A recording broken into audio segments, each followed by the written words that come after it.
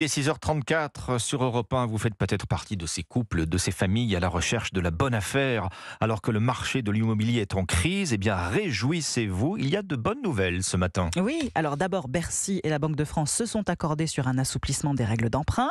Et puis la production de crédit immobilier s'est stabilisée au mois d'octobre à plus de 9 milliards d'euros. Et vous voulez une cerise sur le gâteau, Alexandre? Allez, Allez, certaines banques commencent à baisser leur taux d'emprunt, Margot Faudéré. Oui, des baisses de l'ordre de 0,10 ou 0,20 points appliquées par des banques régionales, mais aussi des banques nationales. Selon les informations d'Europe 1, c'est le cas de la Société Générale.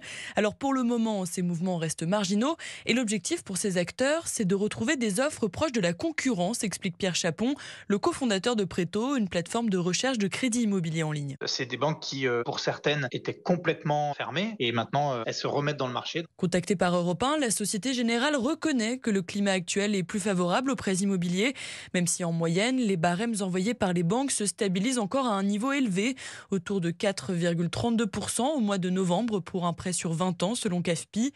Pour Caroline Arnoux, la directrice générale du courtier, c'est bel et bien le début d'une accalmie. Je pense qu'il y a un consensus pour dire que les taux d'emprunt vont vraiment se stabiliser. Tout n'est pas résolu pour autant, il faut que les Français aient à nouveau envie de souscrire aux offres des banques. Seule une baisse des prix changera la donne et elle ne fait que débuter timidement. Margot Faudéré du service économie d'Europe 1.